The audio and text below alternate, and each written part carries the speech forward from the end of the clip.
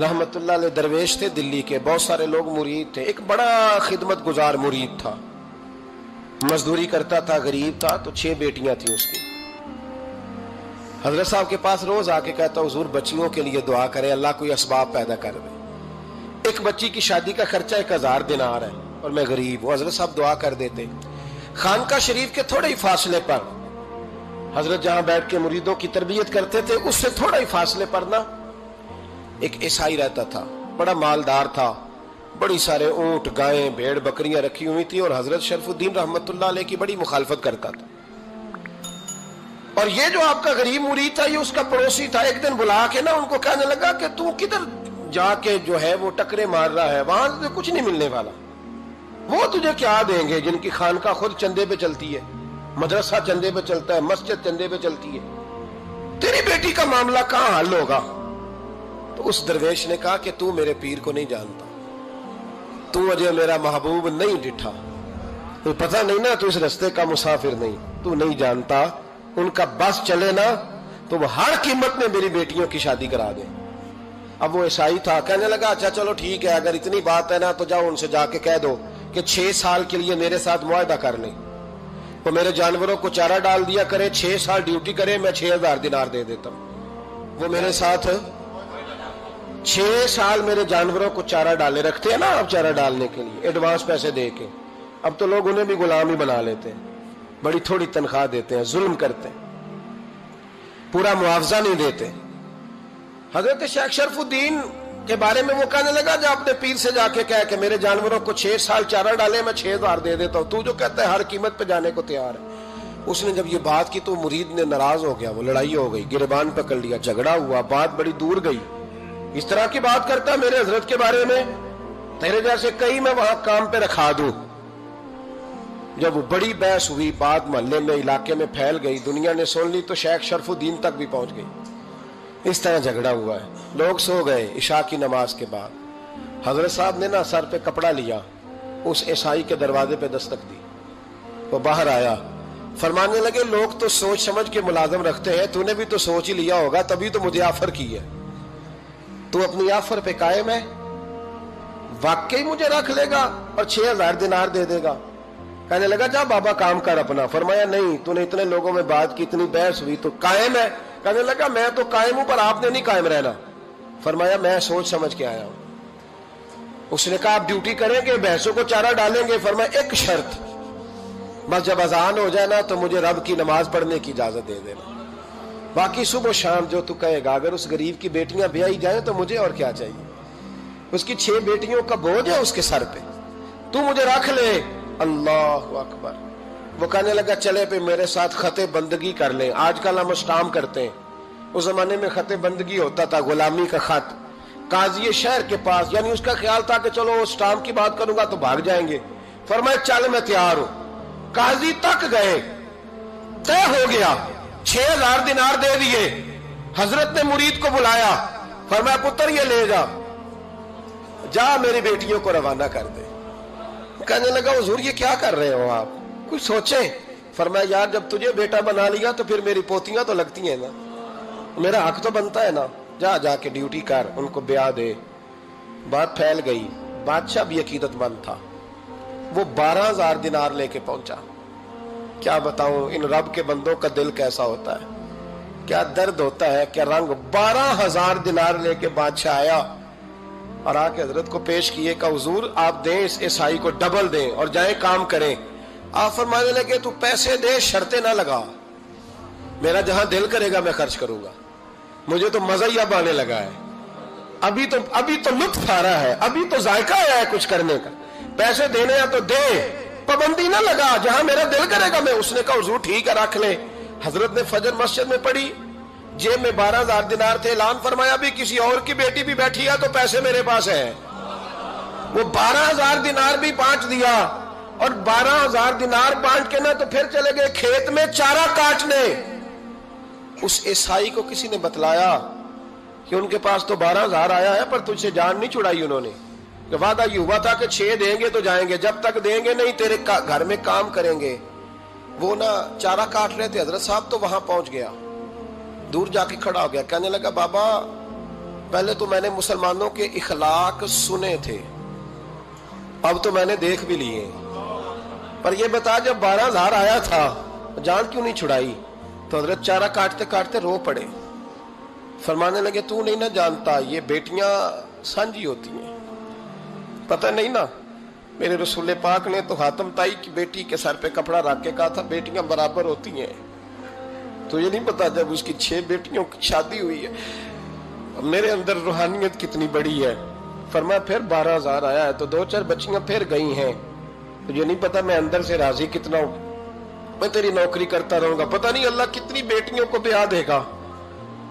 اتنا رویا وہ عیسائی کے پیروں میں بیٹھ گیا، کہنے لگا بابا میں نے تیری مخالفت کی ہے پر تیرے قریب آ کے پتہ چلا ہے کہ تو بہت اونچے اخلاق کا مالک ہے، اور اگر تیرا یہ مقام ہے تو تجھے اخلاق سکھانے والے محمد عربی کی شان کتنی ہوگی۔ ظالم کی بولیے جاتے نہیں لوگ جھوٹے گواہ بن کے، وکیل صاحب کو نہیں پتا ہوتا کہ یہ بندہ مجرم ہے جو میرے پاس آیا، کیا مجرموں کے وکیل نہیں ہوتے؟ بولے تو اس کو پتہ نہیں ہوتا وکیل صاحب کو کہ یہ صاحب مجرم ہے، میرے پاس مقدمہ لے کے آئے، اور اگر بے ادبی نہ ہو جائے تو میرا خیال ہے قاضی عدالت کو بھی پتا ہوتا ہے کہ مجرم کون ہے اور مظلوم۔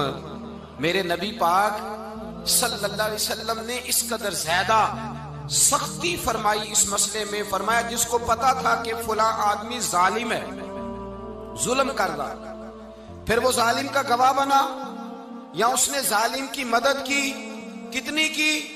شارحین لکھتے ہیں چاہے اس نے ایک جملہ بول کے کی، چاہے ایک، سارے بولیے، چاہے ایک غریب کو اس نے ظلم کیا تو کہتے ہیں علاج یہ سی، چاہے ایک جملہ بول کے کی، شارحین اس حدیث کی شرح میں لکھتے ہیں ایک جملہ بول کے چاہے مدد کی، جس بندے نے کسی ظالم کی مدد کی کسی مقدمے میں یا کسی صورت میں اور اسے پتا تھا یہ ظالم ہے، میرے نبی پاک صلی اللہ تعالیٰ علیہ وسلم فرماتے ہیں اگر اس نے مدد کی، ابھی ظالم کی بات نہیں ہو رہی، ظالم کے مددگار کی بات ہو رہی، اگر کسی نے ظالم کی مدد کی تو حضور فرماتے ہیں خدا بھی اس سے بری و ذمہ ہے، رسول بھی اس سے بری و ذمہ ہے۔ سنبھال کے رکھے اپنی نمازیں، قربانیاں، حج، زکوٰۃ سنبھال کے رکھے۔ اگر ظالموں کا مددگار ہے، الیکشن آ لینے دے، آپ کو نظر آ جائے گا کون کون ظالموں کا مددگار ہے، نظر آ جائے گا۔ اپنی جیب سے لوگ پیسے دے کے ظالموں کی مدد کریں گے، ان کے فلیکس چھپوائیں گے، بورڈ لگوائیں گے، جیبوں سے پیسے دے کے۔ ہم نے خود آگ لگائی ہے چمن میں اپنے، بے سبب گردشی ایام کو الزام نہ دو، ہم نے خود نور کا ظلمت سے کیا ہے سودا، کر کے توہین سحر شام کو الزام نہ دو۔ ظالموں کے مددگار میدان میں آ گئے، یہ چھوٹا لفظ نہیں، میرے حبیب پاک صلی اللہ علیہ وسلم نے فرمایا جو ظالم کا مددگار ہے سن لے جو سجن کے ساتھ کچہری جاتا ہے، وہ یاد رکھے جو دوست کا گواہ بنتا ہے، وہ یاد رکھے جو کہتا ہے میں مانگی گیا تھا، مجھے بلایا گیا تھا قبضہ چھڑانے کے لیے کسی غریب بیوہ کی جائیداد پہ، وہ سن لے تو مدد کر کے نہیں آیا، تو خدا کے ذمے سے نکل گیا ہے۔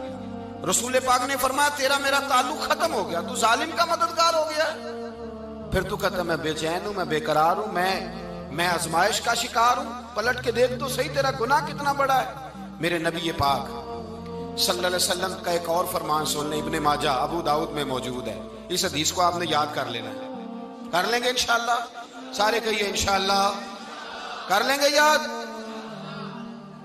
حضور صلی اللہ علیہ وسلم نے فرمایا اگر تو ظالم کی مدد کرے گا نا، یہ لفظ دل کی تختی پہ لکھ لینا، یہ مکافات عمل ہے، مکافات عمل دنیا، ادھر کرو گے تو ادھر بھرو گے۔ فرمایا اگر تو کسی ظالم کی مدد کرے گا، سن لے حضور کا فرمان ہے، اگر تو ابن ماجہ ابو داؤد سیاہ میں موجود ہے، فرمایا اگر تو کسی ظالم کی مدد کرے گا تو رب تعالیٰ مرنے سے پہلے پہلے تیرے اوپر بھی ظالم کو مسلط کر دے گا، تیرے اوپر بھی ایک دفعہ ظلم ضرور ہوگا اگر تو ظالم کی، وہ کسی صورت میں بھی ہو سکتا ہے، کسی صورت میں بھی تیرا بیٹا ہی اٹھ کے ظلم کر دے گا، تو الجھ جائے گا، کسی نہ کسی جگہ تیرے لیے تباہی کا سامان ہوگا، تیرے اوپر ظلم ہوگا، اس لیے کہ تو ظالموں کا مددگار ہے۔ چاہیے یہ تھا کہ تو مظلوم کی مدد کرتا، انسانی ایمانی یقین کا فریضہ سر انجام دیتا، تو ظالموں کا مددگار ہو گیا۔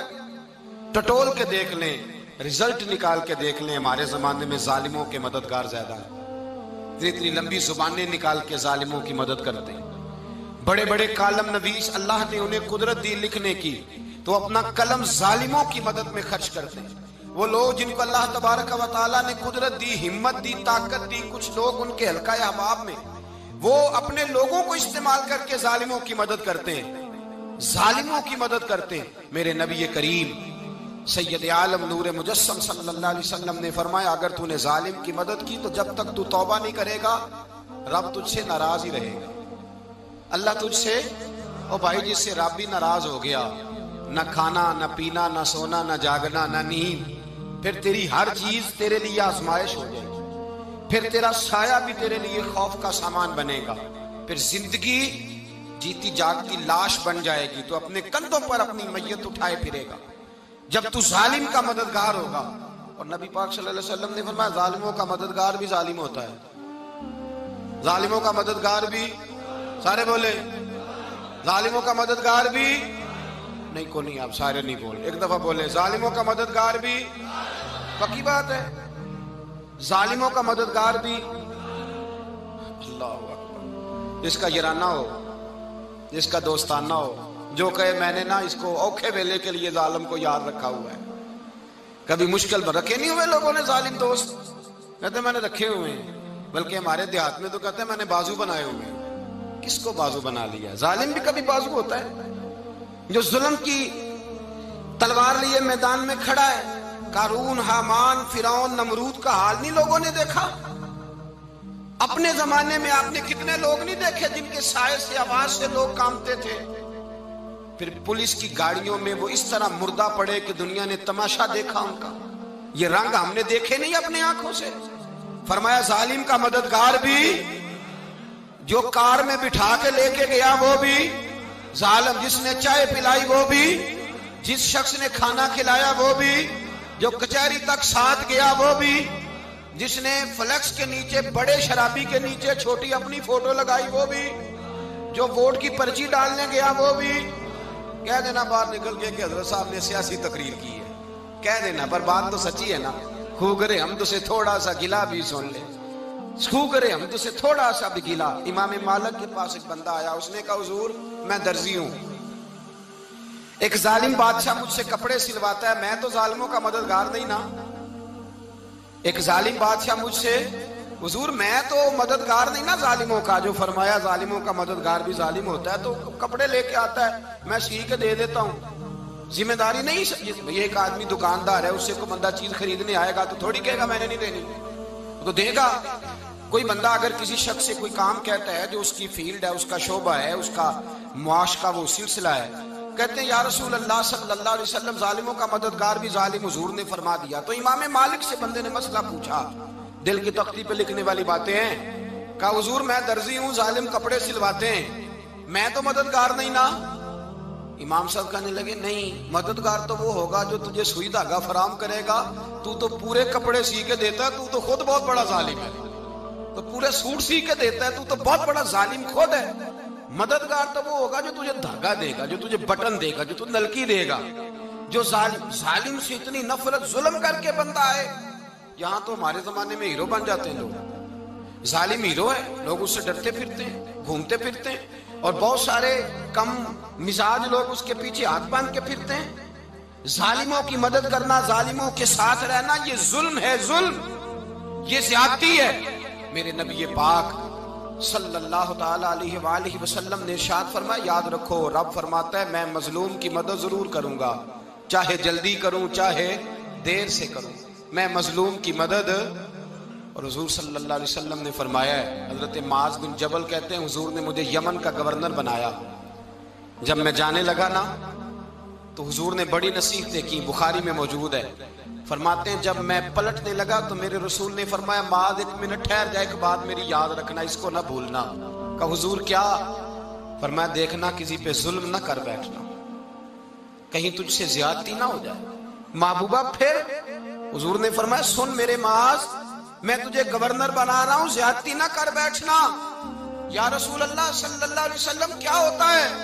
تو میرے کریم نے فرمایا جب مظلوم دعا کے لیے ہاتھ اٹھاتا ہے تو عرش کا مالک کہتا ہے فرشتوں پیچھے ہٹ جاؤ، عرش کا مالک کہتا ہے فرشتوں پیچھے ہٹ جاؤ۔